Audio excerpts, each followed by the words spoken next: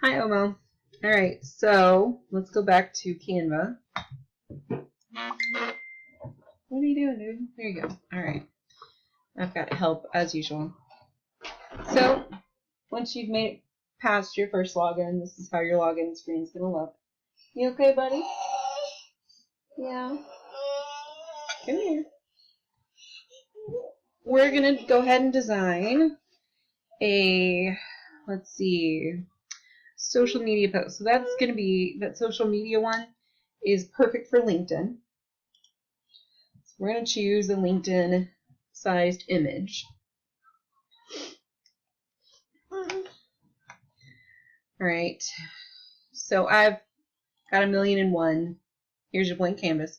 I've got 1,000,001 stock photos that I've gotten from like Unsplash, Pexels.com, Compfight. Pexels is Pexels. Just make sure that if you're getting images that it's not like you're going to Google and typing in a keyword and then clicking images and then taking the first image or any of the images that you see. You have no idea whether those are free to use or not. If you use them for your business, you can get, well, it's, I don't know what the law is there, but here you can get sued. It's stealing people's property, so it's a big deal. And every impression, so like every, wherever you place the image, if it was seen by, let's say, 10 people here in the US, that's like $500 a person. So that's really expensive and definitely not something I ever want to do. So don't do it either is what I'm suggesting, which you already know that. But all right, so let's say I want to use one of my own images. First of all, I clicked uploads and then I clicked upload your own images. Now here is all of my beautiful stock photos. Let's choose this one right here. All right, so I clicked that before it was done downloading. That's not always the best thing to do. It's better to wait and make sure it downloads all the way first because sometimes there's a download error and you have to restart Canva. But I did definitely always wait before you start modifying things to make sure it uploads all the way. And it did, so we're good to go. So to get that on my canvas, all I did was click the image and it plops it right there on my canvas. To make the image bigger, because the image is smaller than my blank canvas there, I'm just going to click the corner here, hold it down, and drag. Now to move it, I'm just going on top of the image somewhere, and I'm holding down, clicking, holding down, and dragging it to where I want it to be. So you can change what people see if you only wanted, let's say all you wanted from this photo was that dandelion. And you could do that. You can see these little guys floating away here. I think this time what we'll do though is I want to use the image with the girl and the dandelion. Alright, so there we go. There it is.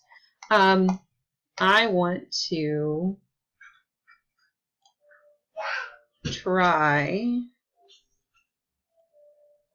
to crisp that image up a little bit. So I'm going to lessen the blur.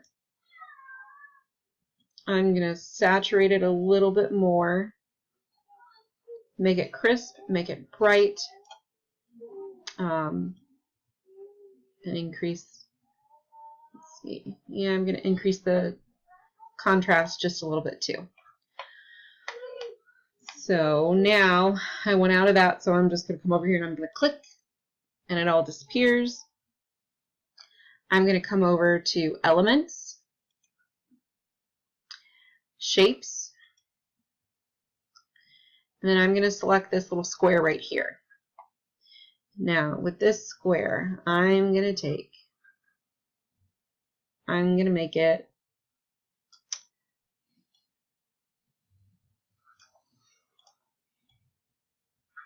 that big. Now I need 3 more. So what do? I want to make sure that they're exactly the same size. I need 3 or 4 more of them. So I'm going to click this copy button right here. 1, 2, 3, 4. Now that gives me 4 identical images, or items, I guess I could call them. I want to put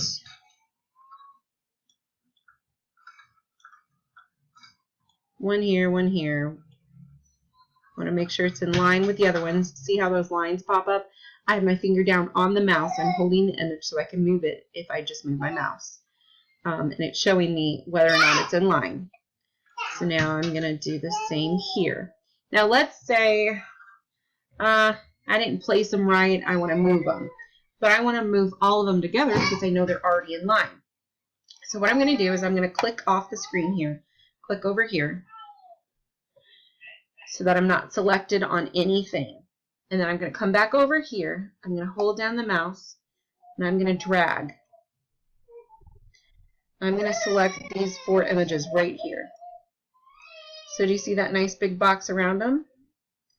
I can make them small, I can make them big. I can do whatever I want all at the same time to all of them. I can take and I can move them, all kinds of stuff. I can make another copy of them.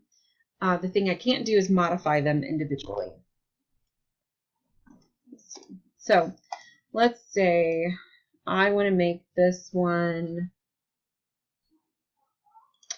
blue, but I don't want it to be bright blue. I just want it to be a different color than the background. So I'm going to do that. Could have done this before I copied them. That really would have made more sense, just so you know.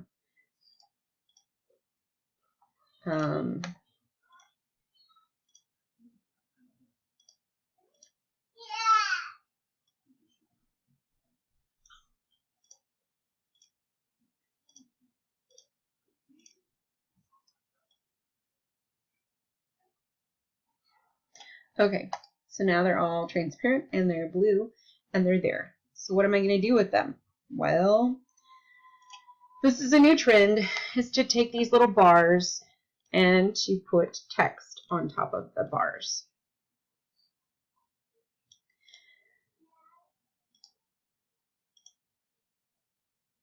So I just changed the size of the font.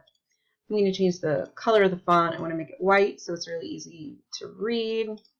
Arimo, it sometimes turns out fuzzy. So you can pick something else, different font.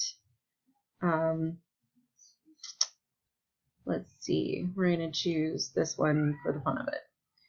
And then I'm going to say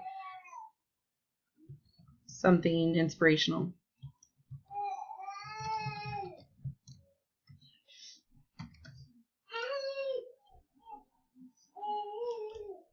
Alright, so since I've already got this font, the right size, the right color, I'm going to click that drop down arrow and I'm going to click copy. And it's going to copy the whole darn thing for me. So now I click off the screen again and then I come over here and I grab it and I move it and it's showing me that it's perfectly in line. So now I clicked in the text box and I'm using my keyboard now. I'm hitting shift and using my arrows to select all the font.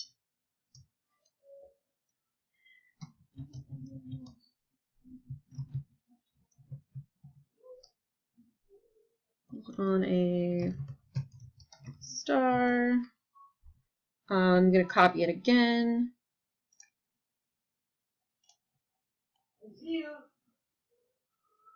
Okay, so it's in line with the little box that it's on, and it's in line with the other text above.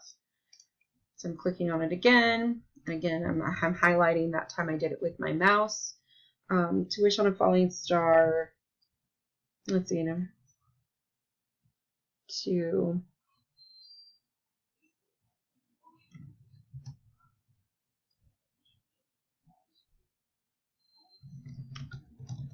dandelion. And now I'm going to copy it again. And I'm going to click off the screen and then pull the whole darn thing down. Tush on the dandelion.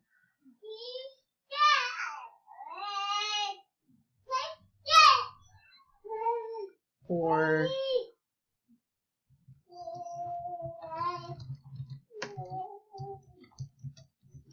I don't know, something crazy inspirational, right? I don't know. I just made that stuff up. So, really, buddy? So there we have it. That is a graphic.